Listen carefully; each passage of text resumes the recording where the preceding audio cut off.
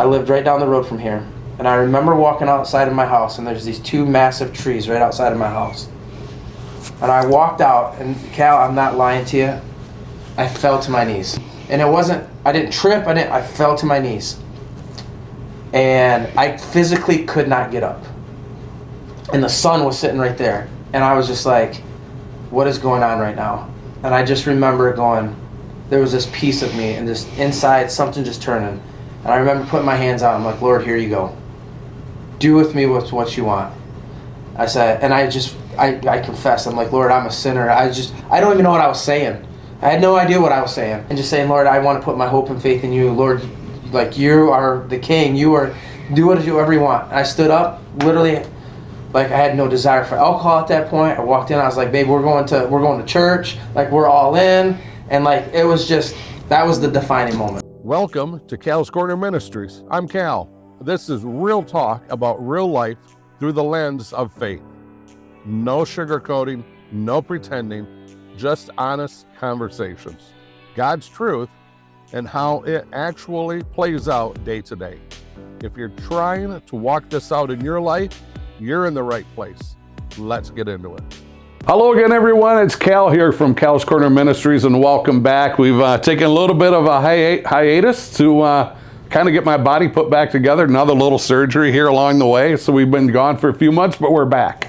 And I tell you what, I'm so excited to come back because we get to come back with Justin Visser. Come on now. Oh man, he's the dude. He's the rock star. He is the man. So you will hear me call him Justin. You'll hear me call him JV. You'll probably hear me call him Viss, and maybe who knows what else. But I have got a 30-plus year relationship with this young guy right here. So we go back a long ways, and we just want to welcome Justin in today. We want to thank Ariel here from Ariel Grace Marketing for filming this for us today. And I can't do this without her. And she's just been a godsend to all the different things that we do here through Cal's Corner Ministries and the podcast and Grant and White Lake Ministries and everything else. So thank you to Ariel for doing that. So, Justin, welcome. Well, thank you. Hey, before we get going. Okay, I know. Before we get going. All right. A couple things. Okay. Cal, I just want to thank you for everything that you do. Ariel, thank you for everything you do. But there's a tradition. That there is. There's a tradition. Before we start, guys, there's a tradition. There, we got that done. Now we're good. We got that done. There, we're good. We're ready. Yeah. Come on. Yeah. So he does that every Sunday morning at church. He sneaks up behind me because I sit in the back. I'm a back row dweller. He sits in the back row and sneaks in there and does that, and it's awesome. I just look forward to it. And you kind of got to wonder how many people are going, what's going on? What's going on? Come on. And I'm gonna throw you sometime. I'm gonna sit in the middle. You won't find me. I'm gonna have to climb over seats. Yeah. So I appreciate that. That's cool. I appreciate you. Yeah. The first time my buddy Shane seen that, he's like, what's going on? Who's that guy? Who's that guy? Yeah. Oh, but JV and I, we go back 30-some years, for the early 90s when I was broadcasting with John Russell, WSHN, and you were a great athlete at Fremont calling football and basketball games, and we've both been on a journey since then. Yeah, that is true, and just your constant just being able to be infected in my life has been just amazing. So thank you to Cal for just all the work that you do, and I know it's not easy, but you played a pivotal role in where I'm at today. So I appreciate that. Thank you. So let's get started here. So tell me about the early years of JV. Yeah. So that's great. So I grew up in White Cloud. My mom was a stay-at-home mom, and my dad worked at the very younger years, and we lived in White Cloud, and we made it through. I remember we were brought up. I wouldn't say poor. I don't want to say poor. We had everything we wanted, but like I remember having to take baths with my sister, and my mom would boil water and put it in there, and so so we did that, and then when I was six, my grandma was murdered, and we ended up moving into my grandma's house, and that's kind of where my dad lives at today, and so my mom and dad, we moved out there. It was just awesome. We lived on a lake, and then that was kind of the younger years. I had there was a lot of heartache at the very beginning. I remember when we moved out there, we called the area that I lived Death Valley. Car accidents where there was there was a lot of deaths, there was a lot of things going on, and so yeah, so that's kind of how the early start. Yeah.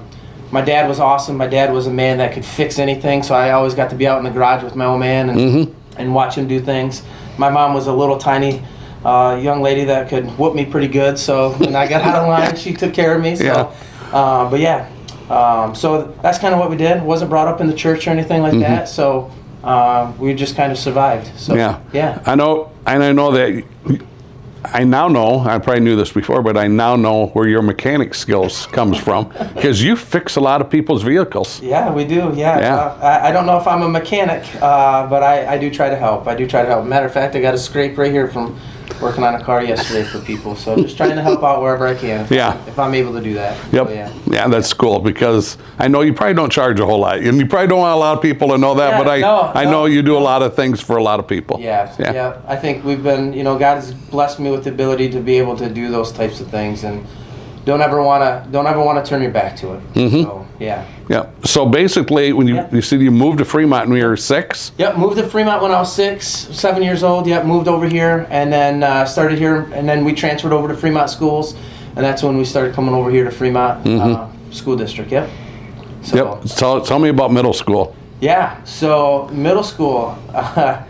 So when I entered 6th grade, it was kind of comical. I was the short, fat kid that everybody would make fun of, but my best friend was. I don't know if you know Tyler Moore. Tyler Moore. Yeah, Tyler Moore. He was my best friend. He was like 9 foot tall in 6th grade and 300 pounds of pure muscle. So we became good friends. He was kind of like my bodyguard, and I hadn't spurted or anything. So, matter of fact, when I was still rocking football, I had to go on a rice cake diet because I weighed too much to run because I was a running back, and so I had to go on a rice cake diet to lose weight to be able to run the football. And so, so I did that so I could actually play football.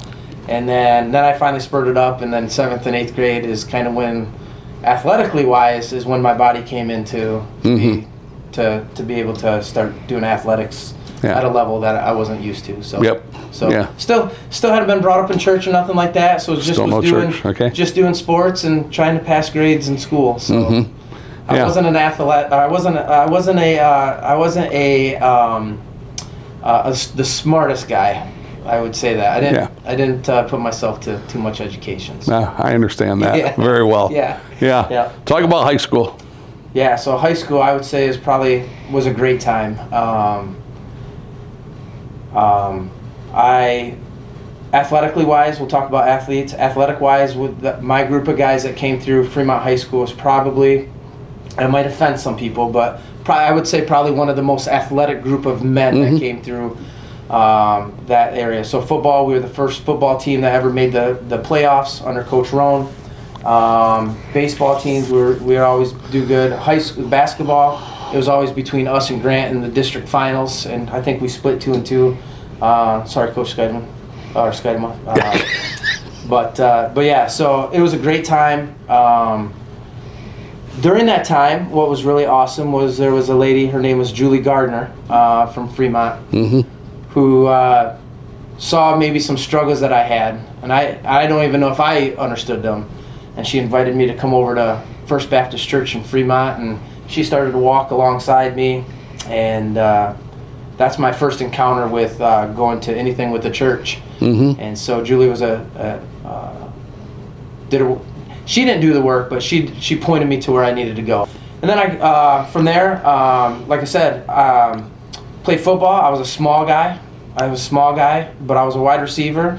And what I liked about our offense was we passed the ball a lot, so my statistics looked amazing. But I was just a small guy, so nothing came about that. But I loved the game of baseball. I grew up with baseball. I love baseball. And so was able to get a couple of scholarship offers for baseball. So that's kind of where sports was kind of my thing in high school. Did you have a mentor in high school? That like were you, sometimes athletes will say, well, this, or a teacher. They'll say this, I was really close to this coach. I was really close to this teacher. They helped me get through, Yeah, so that's a great question. So obviously number one was Dan Roan. Dan Roan or Coach Roan. He was newer at Fremont schools, but he was a guy that not only cared about his athletes or his players, but he cared about you as a person. So he would always come check on us, do all kinds of stuff. That, like I said, Julie Gardner was great. Steve Visser. Steve Visser is the man. He was brand new when I entered high school, so his first class was my first class in high school. So those three people were pivotal in just the kind of the years of that. There was a teacher. I struggled with English. Like, I couldn't tell you what a pronoun is to these days. Or an adjective. Amen, brother. Zero clue. Yeah. But there was a lady, Miss Knish, who literally would call me in after hours and just work with me to get me to understand that. Sorry, Miss Knish, I still have no idea what a pronoun is. Yeah. But yeah, so I would say those four people were for school.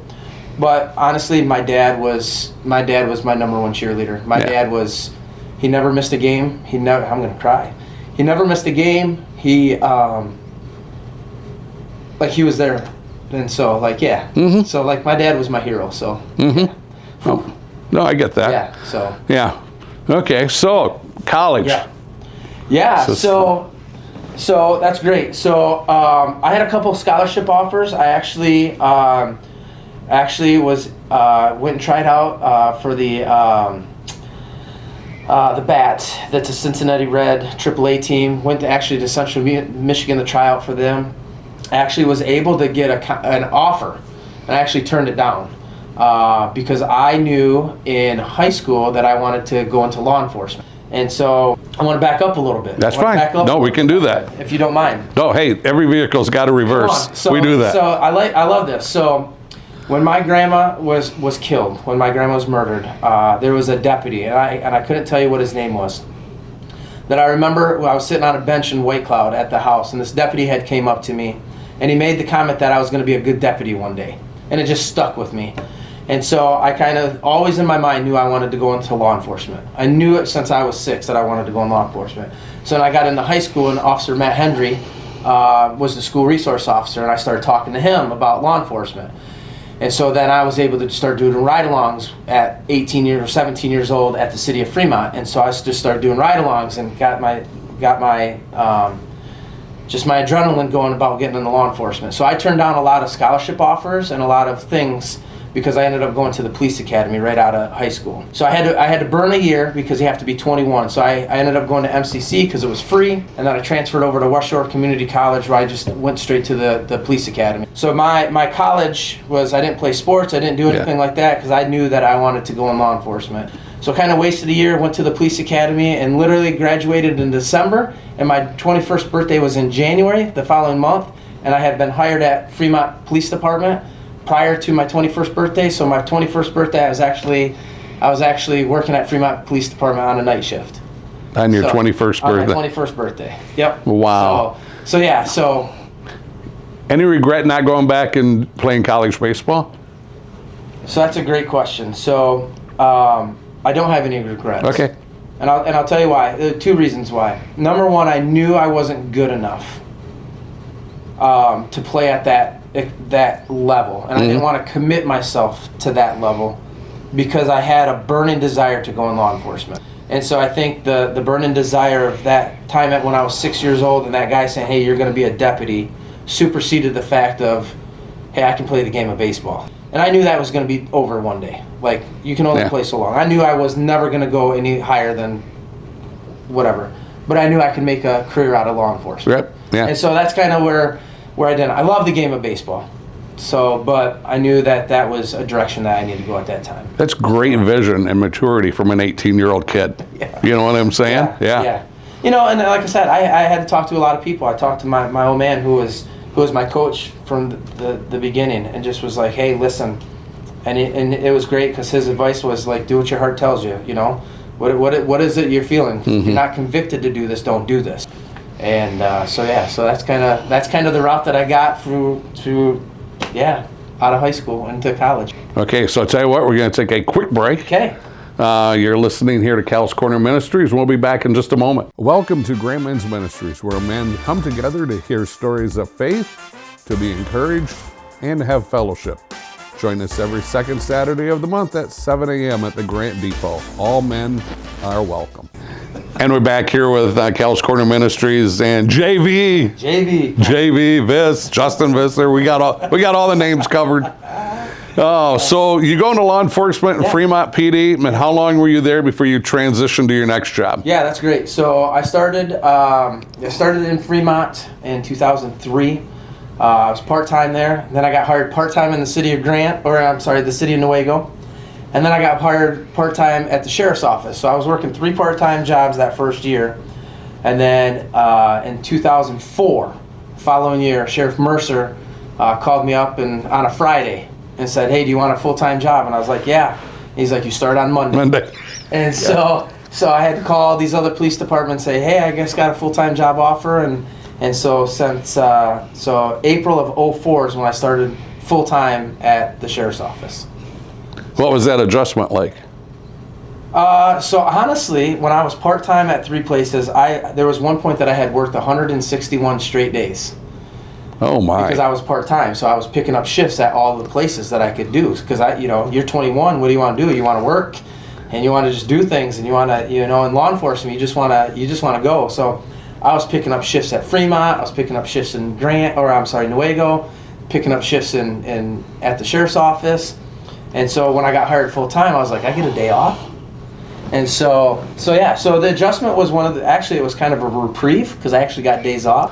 But what you also found is, like, when you were part-time working things, you just take a complaint and then you kind of give it to somebody else. I was able to work my own cases when you're full-time, and you can follow up and do all your own work. So it's kind of a blessing to do that too. And then when you got with the sheriff department, you joined a lot of different teams. Yeah. I mean, you just didn't. No. You just didn't be a road dap. You got in it. Yeah, I didn't sit still. So my career at the sheriff's department spanned 20 years. Mm-hmm.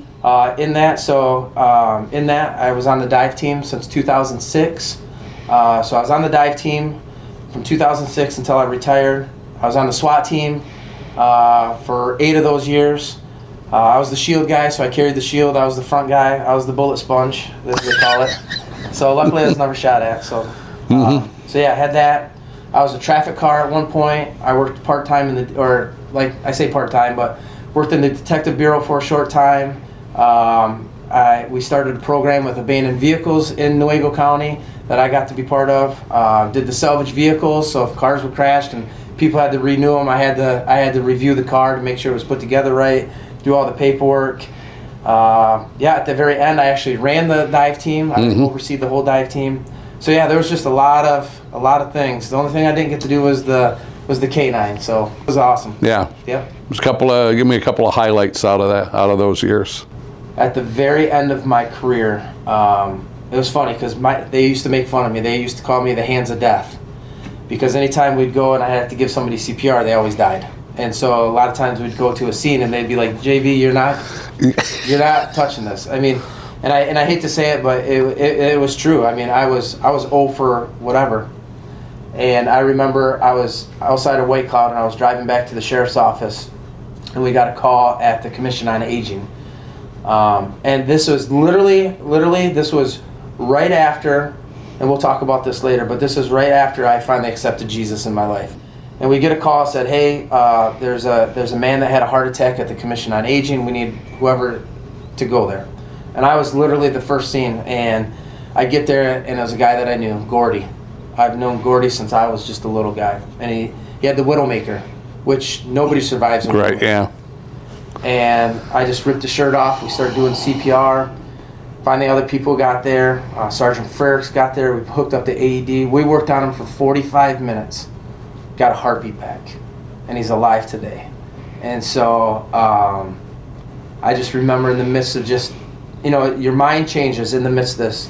It used to be I would think like, here we go, just another, CPR for us was community public relations. That's what we used to, it wasn't the typical. And so we get there, and I just remember going, "Lord, use these hands in a way, And 45 minutes later, he has a heartbeat. And then we take him to the hospital, and literally we get him to the hospital. Mind you, he'd been dead. We worked on him for 45 minutes. Wow. We get him to the hospital, wide awake, talking. 45 minutes. 45 minutes after having we worked on him 45 minutes. By the time we got to the hospital, or from the Commission on Aging to the hospital, he was awake. talking. And so That's a God thing. that's a God thing. And he's alive today. Live today. Love you, Gordy. Wow, that's awesome. So, yep. So Nice. those are, That's a good save. Those are no, that was the highlight. That was the highlight. So many accomplishments in law enforcement. There really was. But that one right there was probably the top one. Yep. So before you transitioned out of law enforcement, you became a school resource officer. I forgot to name that one. So I became a school resource officer. So early on in my career, I was actually a community police officer for 2 years. And if you guys know me or you know me, I like to talk. I love to be social with people. I love people, but I love kids. I absolutely love working with kids. And so there was an opportunity. The NC Reset approached the Sheriff's Department and wanted to start this program with a school resource officer program that you would oversee all the schools in the county. And I was like, I'll take that. And so I was the only one that wanted the job, and I'm like, let's go.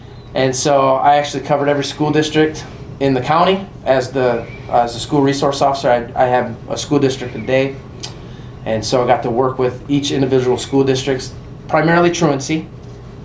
So I did that for 5 years. And then injury happened, and I really questioned, at that point, I really questioned if I wanted to go back in law enforcement. And then I got a phone call from Chief Wade over at Grant Schools, or at Grant Police Department, and he says, hey, Grant is wanting to start the school resource officer program. What is your thoughts on it? I was like, I'm all in. I said, but the only request I have is, and this is going to sound so selfish, don't hold me back. Just let me go. Let me just do my thing. And I know it sounds selfish. No, it doesn't. But because I'm going to tell you why. You got 20 years into it. It's not like you're a rookie. Right. You know. You've got 20 years vested. You know what you're doing at that point. And here's the reality too, Cal, is dealing with kids is totally different than dealing with adults. And give me a kid any day. And I love it. And so that's what they said. Brad went to the school board and says, if we hire them, don't hold them back. And they're like, we want them. And so I got hired over at Grant, and we started a school resource officer program, and I'm super proud of what we started over there, and the kids that got to do it. And I'll tell you, I was a school resource officer for the whole school district, and you can't know 10,000 kids. I went to Grant, and I told every one of those kids, there was 1,575 kids in that school when I started. I said I had 1,575 kids, like of my own. Like I taught them all my kids, and because I cared about every one of them, and I got to know who they were, I got to be invested with them. I mean, I'd have to go pick them up because they were at a party and they didn't want to be at it. They'd call me because they all had my number.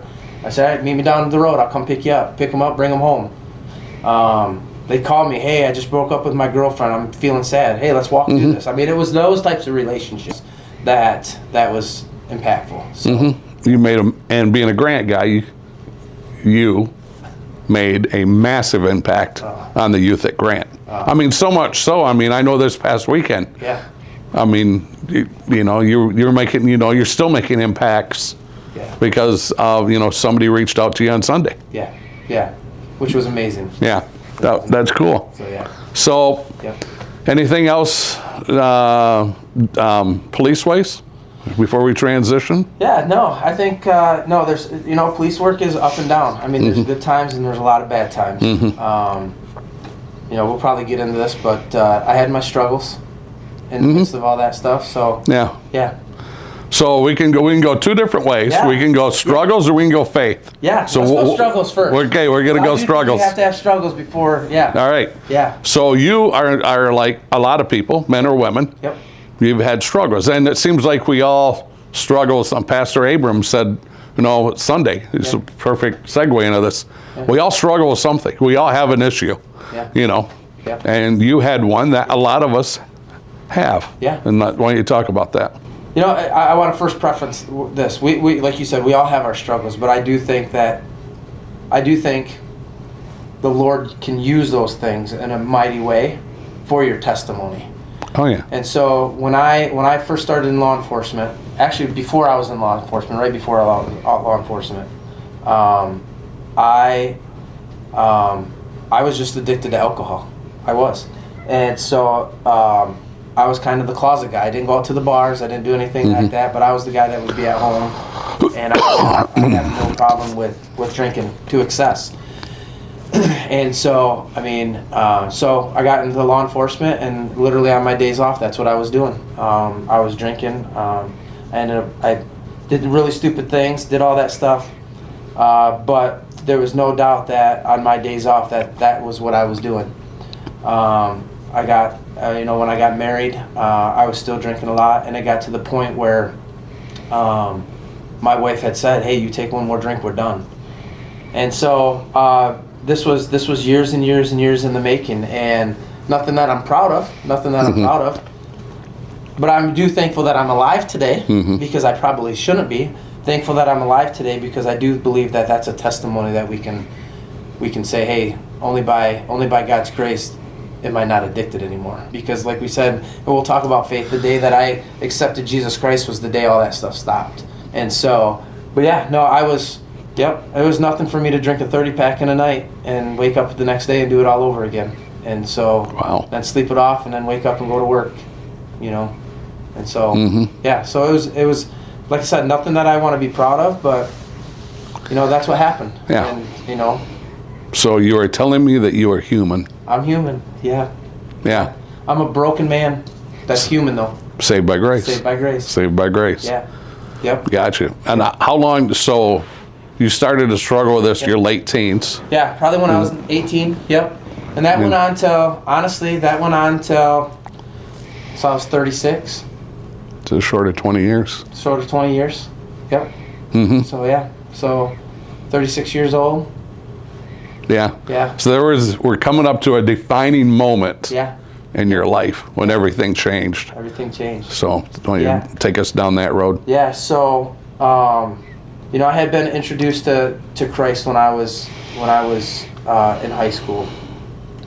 But it's the typical, you've been introduced, but it's just like, oh, I'm in, but now I'm out type thing.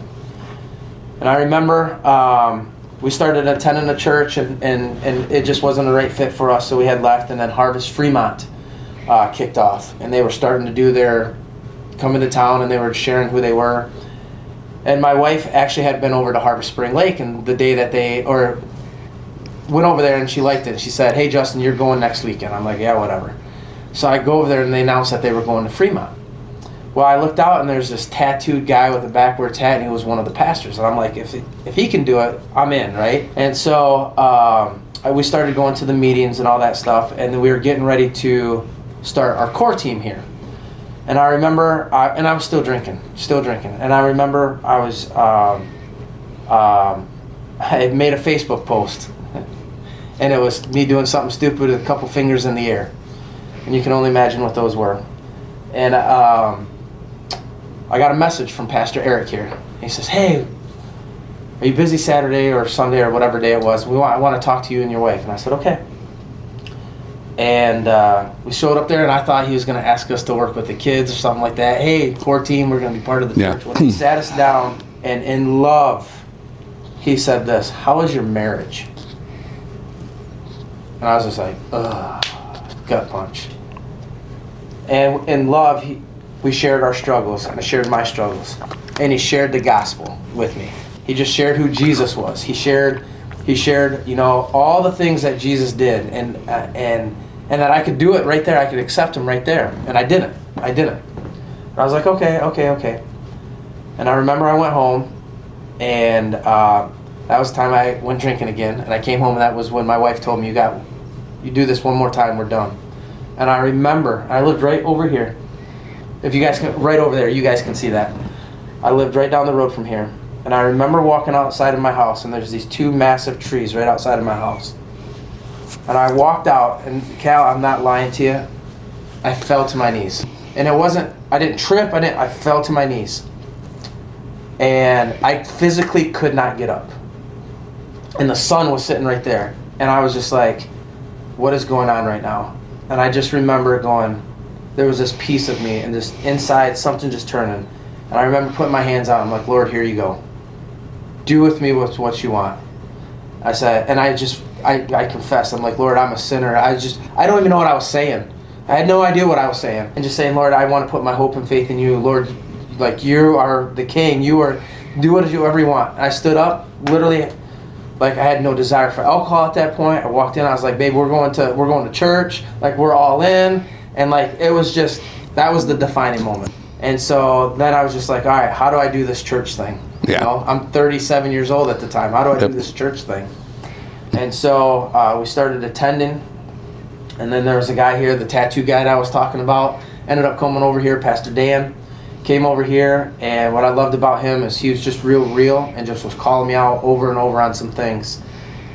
And we were just faithful. And we were just faithful, just opening the Word and just being faithful. And so we started doing that, and then we got asked to be D group leaders. So then we overseen a discipleship group, and just started pouring more in it. Yeah. And so that went on for 7 years. Awesome. So I'll tell you what, we're going to take a quick break. Because I know where this is going. Okay. We're going to keep going down this road. Okay. But we're going to take a quick break and grab a drink of water or whatever. And this is Cal's Corner Ministries. We'll be back in just a moment. Welcome to White Lake Men's Ministries, where men come together to hear stories of faith, to be encouraged, and to have fellowship. Join us every first Saturday of the month at 7 a.m. at Hanson Hill Waterfront Grill in downtown Whitehall. All men are welcome. Welcome back. Here with Justin Visser. And wow, this has been awesome so far. I'm having so much fun. Oh, dude, it's so awesome. I love spending time with you. Ditto. I love spending time with you. Yeah. You know, I don't have a son. I have two amazing daughters. But I kind of think, if I could adopt you in a way, I probably would. Hey, listen, I'll call you Dad. There we go. I'll take it. I'll take it. I know you got the dad, but I'll take it. Yeah, that's stepdad or something. There you go. There we go, stepdad. We'll figure it out. Yeah. So you're here at Harvest, which I got to tell you, this place is booming with capital letters. Yeah. I mean, it is just booming. Yeah. But you became the youth leader here a few years ago, and man, it's just it's been amazing. Yeah, it's been a blessing. Like I was only in my second year at Grant, and one of the youth pastors that was here, and like I said, the church is growing, and the youth pastor was moving out, and I had, the way my schedule would work at Grant was, I had worked so many hours during the school year that they would give me the year off, or the summertime. So we had made an arrangement that said, hey, I work so many overtime hours because I just want to be invested. They wanted me at football games, basketball games, like the plays and all that. I wanted to be invested. And so we made an agreement that said, hey, if you take all those overtime hours, we'll give those to you in the summer so you can have the summer off, because that's how we, and I was like, perfect. And so that's what we did. Well, I had the summer off, and the guy was moving from our kids ministry, or I'm sorry, our student ministry up, and they needed somebody to fill it. So they asked me just to intern for a summer. So like, hey, can we, and I was like, sure, I'll come intern. And so we had a trip to the Ark, we had a Michigan's Adventure. I mean, those things were already planned that I had, and literally a month and a half into it, they're like, we want to sit down with you. And literally sat down with Pastor Eric and Pastor Dan, and they offered me a full-time job as the full-time youth ministry director here at Harvest. And so they were like, take your time. I'm like, no, I'll take it. And they're like, no, take your time, go home, talk to your wife, and make sure. And so I went home, and my wife and I just prayed through it. I called Chief Wade up and was just like, hey, this is what's going on. And he's like, dude, you'd be stupid not to take it. And so I accepted the job. And so 2 years ago, I accepted the position here at Harvest Fremont as the student ministry director. And it's been a ride. It's been a ride. Yeah. So yeah. what's your average day look like? Yeah. So as you know, ministry is different. So the way our youth ministry works is on Sunday night. Well, actually, we got to the point where we had to split our high school and middle school. And so I'm primarily Sunday nights with our high school students. And we run about anywhere between 70 and 80 high school students on a Sunday night. And the way it works is we preach a message, and then they split into small groups. So our 6th grade girls go with a group, our 6th grade boys go with a group, or I'm sorry, 9th grade girls, 9th grade boys. Yeah. So we have 8 different groups that are split off, and we give them applicational questions. And so like during my week on Tuesdays is our meeting week, or our meeting days, where we meet, everybody in our staff meets individually with everybody just to check in. We pray over all the prayer requests that come in. We do all those things, and we just do a staff update. On Tuesday afternoon, usually what I do is I set my, what do I want to preach on Sunday? And right now we're going through a thing of the armor of God right now. And so like this weekend is the helmet of salvation. So I know that's what I'm going to preach about, but I come up with my big idea. And then on Wednesday is my prep day. And so I'm prepping my message on Wednesday. And then Thursday, Friday, I've been blessed. I have a couple counseling cases where I counsel one-on-one men that are struggling right now. And then my wife and I also do pre-marriage counseling. And we do what we call soul care counseling, which is basically, soul care is like a husband and wife that are on the verge of divorce. And they don't know what to do. And what we do is we use what the Bible calls us to do, and we get to teach that to marriages, pre-marriages. In the midst of that, I have students that come in all week long that want to sit down and talk about something. So that's kind of like how my thing is. And then on Saturday we have church. And so I try to check in with kids on Saturday, but I'm also, on Saturday I'm a pastor on staff. So I'm also dealing with adults too that are dealing with stuff. Same thing with Sunday during service. And then Sunday night, I'm just the youth guy. So I'm me. Yeah. Yep. So yeah, that's kind of a typical week. I mean, there's times during the week I'll go to high schools, go have lunch. I'll bring pizza to the high schools, meeting up with kids. We get invited to do chapel, like at Algoma Christian School, at the Fremont Christian School, Christian Cornerstone. We get to do chapel, so we'll teach chapel for them. So it kind of comes and goes week to week, but that's kind of primarily what my week looks like. What's been your biggest win so far since you've come here? Yeah, the biggest win. Yeah, oh gosh. Told you I would probably throw you a curveball. You throw me honestly, I love the youth. I love kids. I honestly love kids. The moment a kid realizes they need Jesus Christ and they say, how do I get to know who that is? How do I accept him? You can't even put words in. Yeah. You can't even describe it. Yep. When you can sit down with a kid and tell them, hey, listen, we're all sinners. We deserve death. But guess what? There was a guy that was on this earth, his name's Jesus Christ, who went to that cross, who was pinned on that cross for you, for me. And explain them that and say, hey, you can have that today. You can have that Ephesians 1, I'm sealed moment today. And they go, I want that. And you're like, those are moments that, I mean, sports, home runs, game-winning shots, 6 touchdowns against Newego in the first half. I just had to throw that in there. Yeah, oh yeah. I had to throw, those things are great, right? Yeah. But those are treasures here on earth. They come and go. That kid accepting Jesus Christ, I got chills right now. Yeah. Those are moments that are awesome. Yep. Yeah, and then after that, baptism, watching those kids when they accept Jesus and then you get to dunk them in the tank. Yeah. Those are just amazing. So, yeah. Let's switch here a little bit. Let's talk about your family. Tell me about your wife. Yeah. Oh gosh, my wife is amazing. My wife is, I've been married to my wife going on 16 years this year. We made it easy. July 3rd of 10. 7 plus 3 is 10. So she made it easy on me. So that's how I get to remember. Yeah. So I met my wife.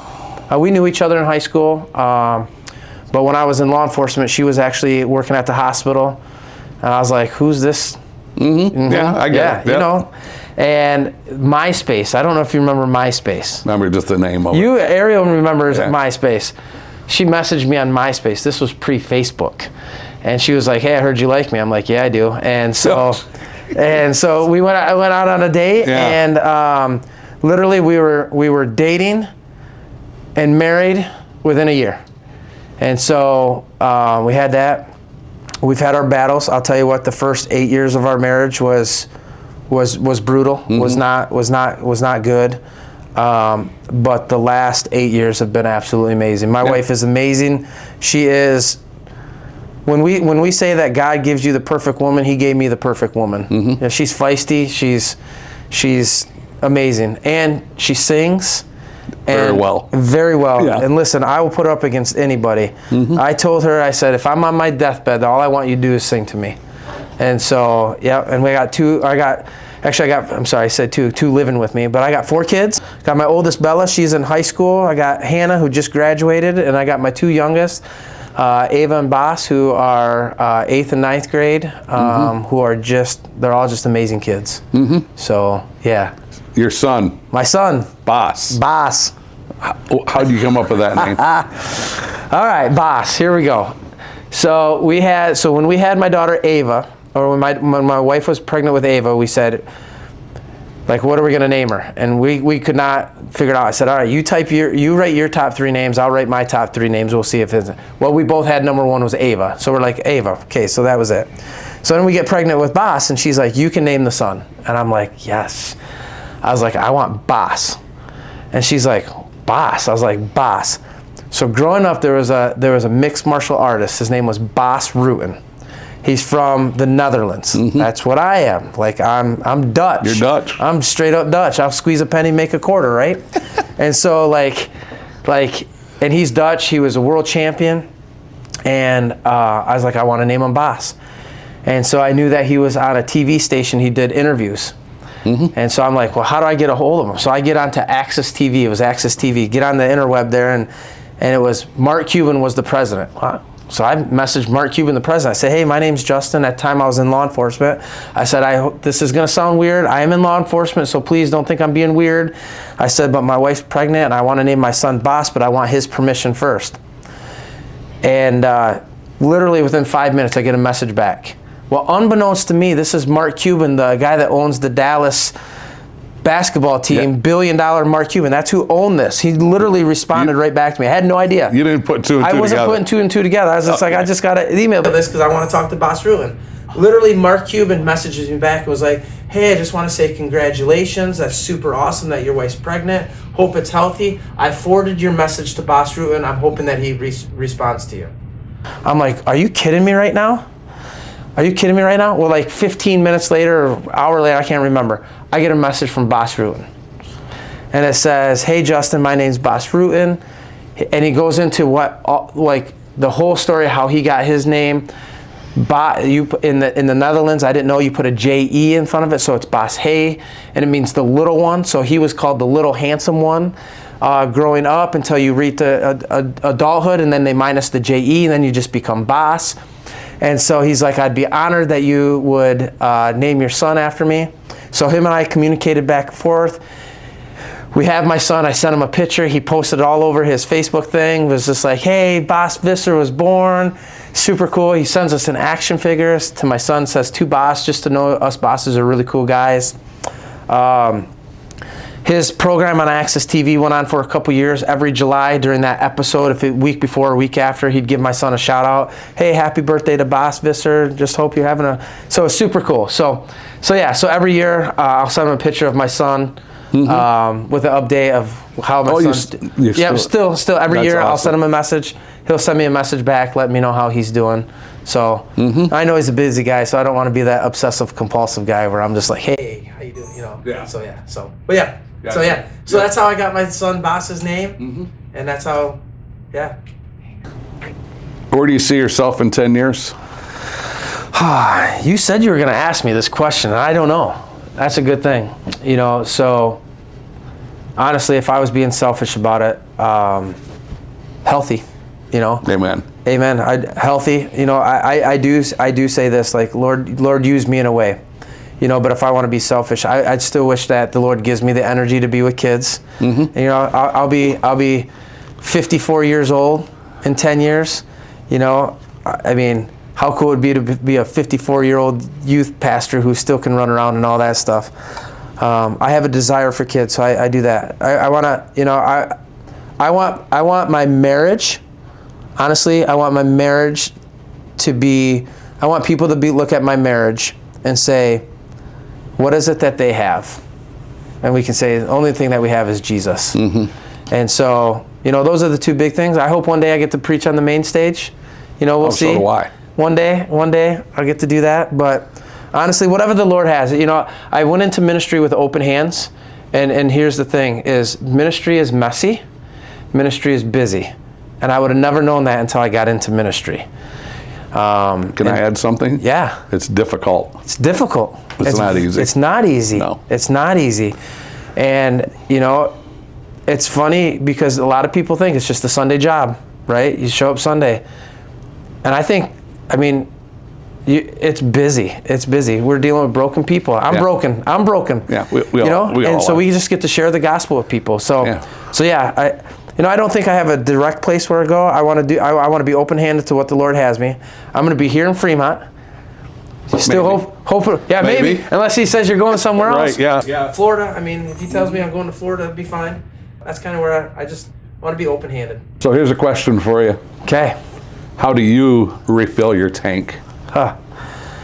Yeah, and I know you and I were talking about that. A lot of times we do a lot of pouring out. I love spending time with my family. Mm-hmm. Love spending time with my family. My wife and I will take walks. We spend time with our kids. Honestly, I love to fish. My son and I on the water. I mean, that put me from E to full in a matter of minutes just to spend time with him. I get it.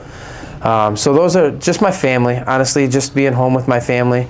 I've been blessed with, you know, like I said, my two youngest live with us, and they're very involved with the church as well. I mean, so they're we're very blessed that they're involved. But just that. Spending time with you, Cal. We get to have lunch together. And so those things are like that like there's men in my life that fill me up. And I know and I'm not just saying this because you're right here, but the times that we get to go out to lunch or whatever and spend that hour together, that's a blessing. And those are things that motivate you and give you the energy to go on, because we don't have to go there, and I'm not ministering to you. We're just being brothers walking, just hanging out. Just hanging out. Yeah. And so that is a great fulfillment right there. Yeah, I have that too, especially the fishing part. Yeah. You know, she said to me this past week, I got a charter booked this coming Monday out of Mesquite, or out of Grand Haven, I believe. And she goes, who are you going with? And I went, I might just go by myself. And my daughter goes, good, because your tank's empty. Yeah. And she's seen it. Yeah. Before I did. You know, and I might, and I'm running on, I don't want to say I'm running on fumes, but water fills me back up. Fishing fills me back up. Oh yeah. The tug is a drug, as they say. Yeah, fish on, right? Yeah. And the thing is, you said it great, Cal.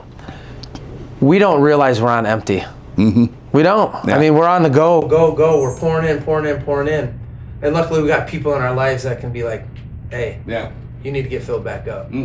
So before we wrap up here, a couple of questions. I'm going to have to probably go to the well, my daughter, because there's like 4 of them I want to ask now. Yeah, come on. The things that go on when the camera's not on. Did you ever expect 30 years ago, if you would have looked at yourself and said 30 years from now, you're going to be sitting in a mega church in Fremont? Yeah, absolutely not. No, I like I said, I'd expect myself to be at a bar drinking a beer. That's kind of what I would expect. So yeah. How about you? No. Now, let me ask you. Yeah, go ahead. Did you expect that 30 years ago, when you were calling on the play, Fremont, when we scored a whole bunch of touchdowns, you probably remember that. Against Newego. Yep. And then we're running down. Did you ever expect, when caught the thing, you're like, hey, Justin Visser running 40-30, he's going to kiss me on the back of the head in 30 years at church? At a church in Fremont. At a church in Fremont. No. Probably not. No. It's crazy how God just go, okay, you can have your plans. Yeah. And I got my plans. Yeah, 100%. And we'll see what happens. Yeah. You know, are you going to say yes? Yep. That's the biggest thing. Yeah. Say yes. Because, I mean, the people I've got to meet in the last almost 19 years with Grant Men's Ministries, if I don't say yes when he tells me to start Grant Men's Ministries, my life's totally different. Right. It's totally different. Because these guys who I've got to meet and go do things with, and the retreats I've got to fly to hang out with, I've flown to places and hung out with dudes that, you don't know about. I don't tell anybody. My family knows who was there. Yeah. But I don't tell anybody who was there. Right. Yep. And you're like, man, I was sitting at a table with a guy that won 3 World Series with the Yankees. Yeah. He's sitting right by me, and I'm like, I watched you win 3 World Series with the Yankees. You're like, what? Yeah. How did I get here? Well, I got here because saying yes. Yeah, 100%.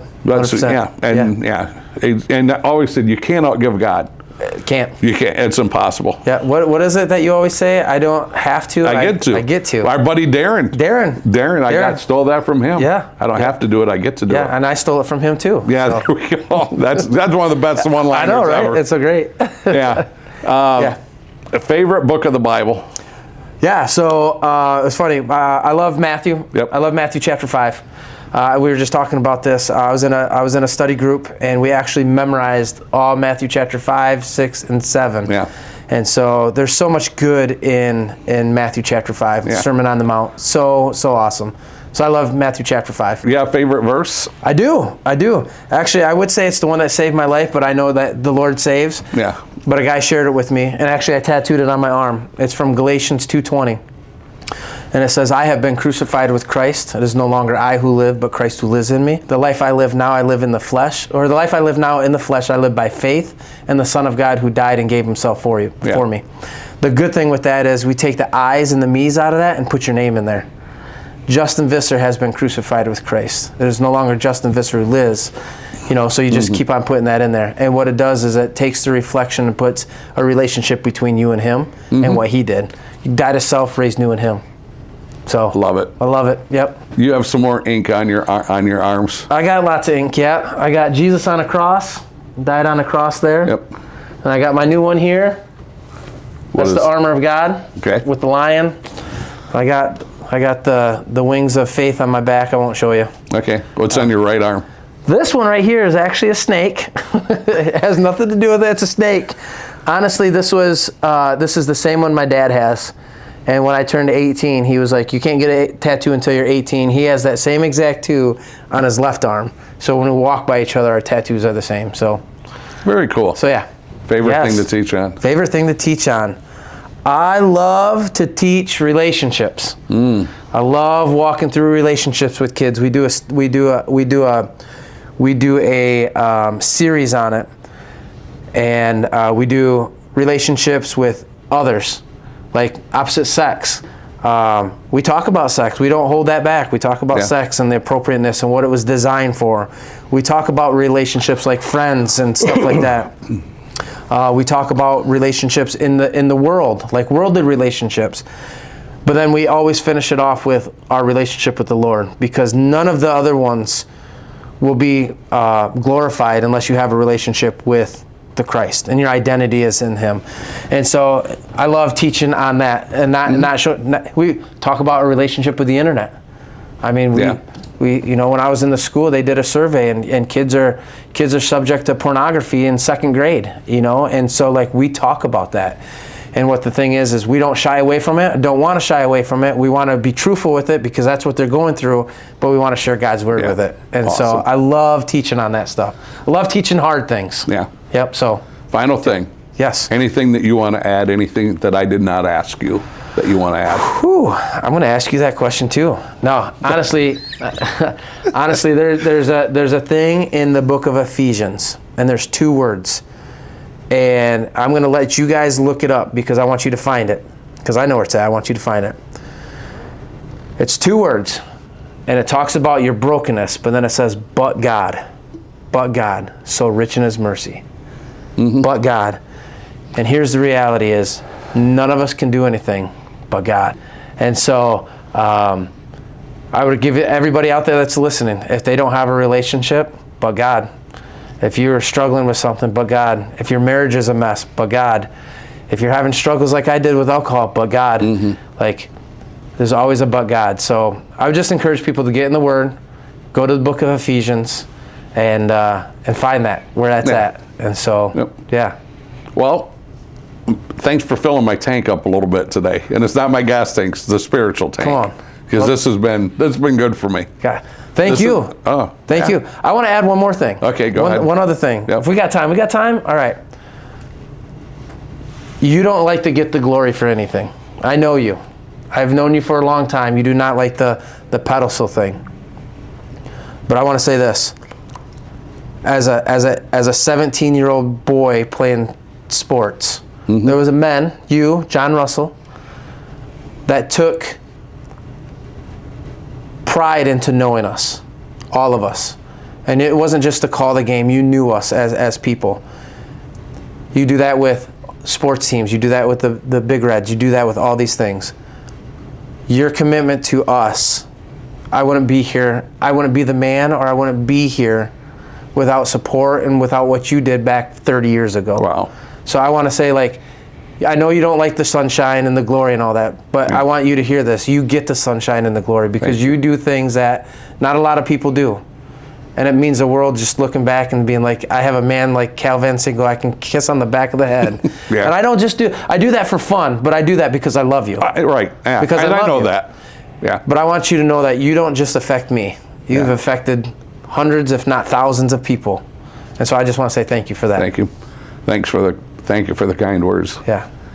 My biggest fear is standing before him someday. Yeah. Yeah. And him going, I sent you to do this. Yeah. I sent you to do that, and I sent you to do this. Yeah. Why didn't you? Yeah. I mean, I already know he's going to hand me a Snickers bar, and we're going to go. We're not going anywhere for a while, dudes. Well, you get a Snickers bar. Can you make sure he has a Kit Kat bar for me? A Kit Kat bar? Okay, yeah. I'll Just remember. like the jumbo version. The jumbo. I need a jumbo one. Well, I need the extra large. Yeah, so Snickers, as you're still over there, I'll wave at you while I'm getting the Kit Kat bar. Yeah, whoever gets there first, probably going to be me. Knocking on the door at 70 here before. Yeah, well, long. if you do, I'll be jealous because you'll be in a place that I want to be. So. Yeah. But we'll get to be there for thousands of years. That's a cool thing. Oh, it's going to be amazing. Yeah. Yeah. Awesome. So once again, we're going to wrap this up here, and we want to thank Ariel from Ariel Grace Marketing, and I'm so used to saying ministries. Yeah. Ariel Grace Marketing for making this happen here today, and just putting all this together. Yeah. And this is like us. This is not us. 3 cameras and the lights and the mics. It's not us. Yeah, she was here like 2 hours ago. Yeah, I know. Yeah. And what a sweet place to do a podcast. I know, this is a beautiful. Yeah, we might be back. I might have to pay rent here a little bit, but yeah. I know a guy. You know a guy. I got a guy. Yeah. Awesome. So Justin, once again, thank you very much. Thanks, Ariel. And we'll see you soon. Have a blessed day.